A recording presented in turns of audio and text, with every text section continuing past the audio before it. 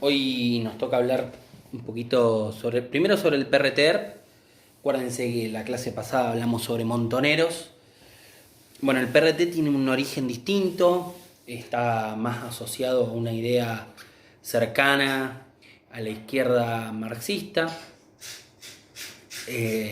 Plantea hacer una revolución en Argentina sobre la base de hacer una transformación total del sistema económico y del sistema social. Es una organización que tiene un partido político que la ordena, se llama el Partido Revolucionario de los Trabajadores, y ese Partido Revolucionario de los Trabajadores tiene un ejército popular que es el ERP, el Ejército Revolucionario del Pueblo. El ERP fue asumiendo distintas características, tuvo etapas en donde fue más activo, sobre todo entre 1970 y 1973. Frente al regreso de Perón, plantea una tregua transitoria sobre la lógica no de apoyar el gobierno de Perón, sino de plantear un esquema en el cual se establecieran determinados parámetros que tenían que ver fundamentalmente con que había una expectativa muy importante en la mayoría de la población respecto de esa situación, y esos sectores de la población a los que el PRT decía representar se veían muy entusiasmados con el regreso de Perón, y eso generó para la izquierda argentina en general una profunda contradicción que hizo que el PRT incluso se dividiera.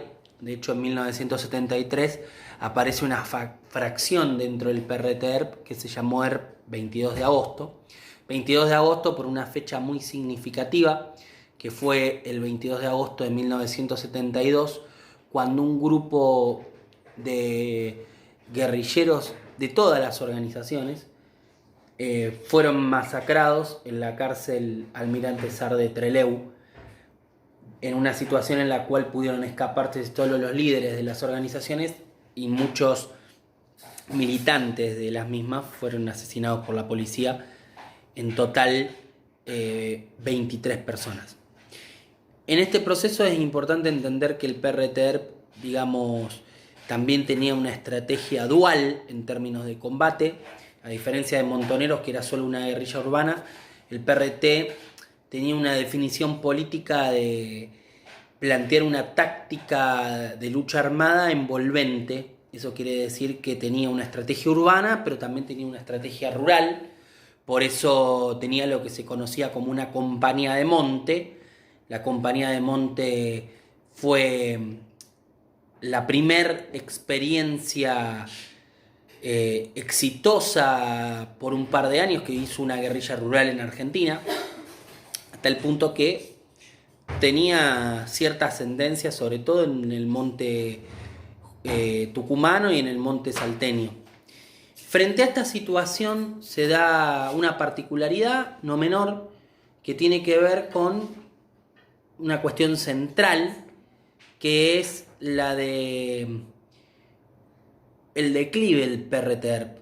El año 1975 marca un proceso de declive muy importante y un proceso de transformación política muy importante también en términos de lo que va a venir después en la Argentina.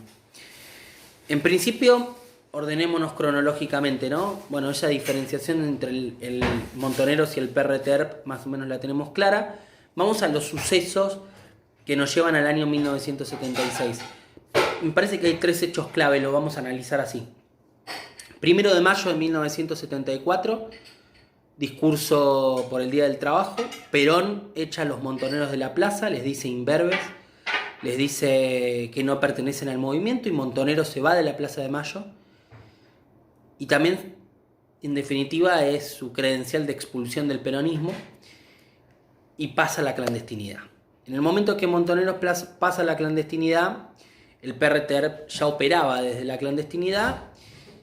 Se forma desde el gobierno de Perón una organización paramilitar, es decir, una organización no estatal, pero sí con apoyo estatal, que se va a llamar la AAA, Alianza Anticomunista Argentina, que empieza a asesinar dirigentes de organizaciones armadas y dirigentes políticos de la izquierda y del peronismo de izquierda y de sectores contrarios, si se quiere, al pensamiento conservador.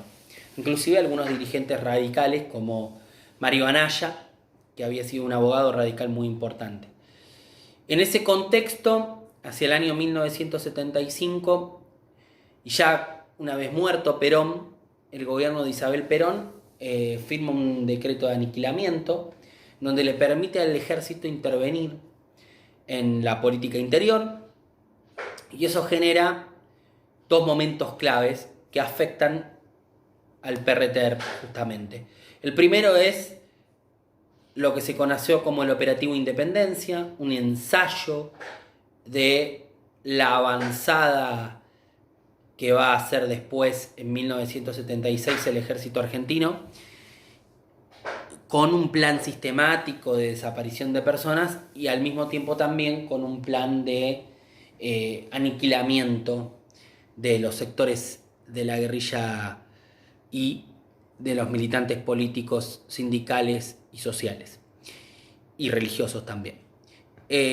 Lo que consistió el operativo Independencia fue en que el ejército intervino directamente en la represión de esta guerrilla rural, al punto que la exterminó prácticamente, y la experiencia de avanzada en el mundo rural del ERP se terminó en el año 1975 con el operativo Independencia, que lo dirigió quien después iba a ser gobernador de Tucumán durante el proceso, Antonio Domingo Bussi, que después también fue elegido gobernador de Tucumán e intendente de la capital. Al mismo tiempo también, en junio de 1975, el PRT intenta copar el regimiento militar de Montechingolo, y esa es su derrota final, porque si a su guerrilla militar, a su guerrilla rural, perdón, la había derrotado el operativo Independencia con prácticas de tortura, inclusive se montó el primer centro clandestino de detención, que fue la escuelita de Famayá. La derrota de junio del 75 de su guerrilla urbana implicó prácticamente su desaparición como organización político-militar. La mayoría de sus dirigentes pasaron a la clandestinidad, a tal punto que en el año 1976, en enero del 76, son asesinados los principales dirigentes del PRT-ERP, entre ellos Mario Roberto Santucho, que había sido el fundador del PRT-ERP.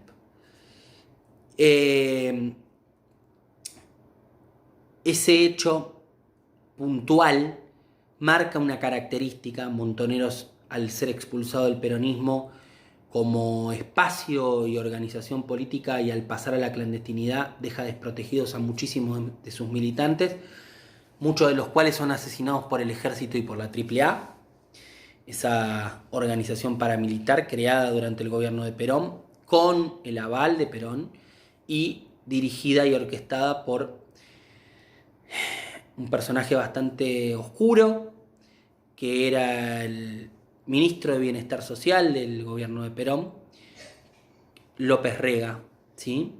Un personaje bastante nefasto de la historia del peronismo, que en el año 1975, y fallecido Perón, tenía muchísimo poder, a tal punto que inclusive sus definiciones tenían mucha ascendencia sobre quién había sido la que había heredado el poder, que era María Estela Martínez de Perón.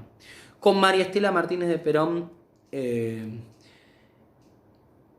fuera del poder político y de la escena nacional, porque se había tomado licencia, y con la habilitación para que el ejército hiciera cualquier tipo de tropelía e interviniera en la seguridad interna, se produce una avanzada militar que culmina el 24 de marzo con el golpe de Estado de 1976, el golpe más sangriento y más oscuro de la historia argentina, hasta el punto que es importante destacar una cuestión, porque obviamente el argumento militar era combatir a la guerrilla, pero la realidad es que, como contaba antes, y esto me parece lo importante para cerrar, la guerrilla urbana y los intentos rurales del ERP ya habían sido desarticulados en el año 1976. De hecho, ustedes leyeron una entrevista que le hacen a Firmenich, en donde claramente Firmenich no está diciendo la verdad.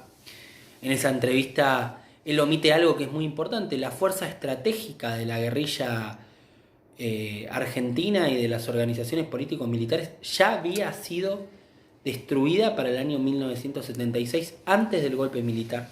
Por eso es falso que el objetivo del golpe militar de 1976 haya sido eliminar a la guerrilla, porque en realidad la guerrilla ya había sido eliminada en la Argentina. Lo que hizo el golpe de Estado de 1976 fue instaurar 3 principios en Argentina. Uno es un plan sistemático de desaparición de personas, hacer algo que se había hecho en otros países del mundo, como por ejemplo había aplicado Francia en Argelia durante la guerra de Argelia o la batalla de Argelia. Ese plan sistemático de desaparición de personas implicó instalar centros clandestinos de detención, implicó robar bebés, implicó robar la identidad de esos bebés y también implicó establecer un mecanismo de tortura, enjuiciamiento sin ningún tipo de acción legal y al mismo tiempo también de ocultamiento de situaciones de detención de muchísimas personas. Eso en primer lugar. Y por eso en Argentina tenemos 30.000 desaparecidos. En segundo lugar, instauró un plan económico que destruyó el sistema económico que existía en la Argentina hasta ese momento, eliminando en muchísimas áreas de la economía el control del Estado y dándole el control de muchos recursos estratégicos al mercado y a capitales privados. Inclusive abrió un plan sistemático de competencia en donde la industria nacional se vio muy desfavorecida y generó una situación muy compleja en términos económicos que nos llevó en 1982 a una situación en donde la Argentina era uno de los principales deudores frente a los organismos internacionales de crédito, al tal punto que la deuda externa argentina se multiplicó por 6. Y en tercer lugar, y no menor, la dictadura militar generó una situación social que tenía que ver con imponer un modelo de sociedad basado en el terror, el miedo y el silencio. Una cultura que todavía perdura en muchos sectores de la sociedad argentina y que tiene que ver con justamente haber sido cómplices de muchas prácticas ilegales, de muchos mecanismos nefastos que había generado la dictadura y que se impusieron sobre la base de una situación social que se fue agravando y que al mismo tiempo se fue naturalizando.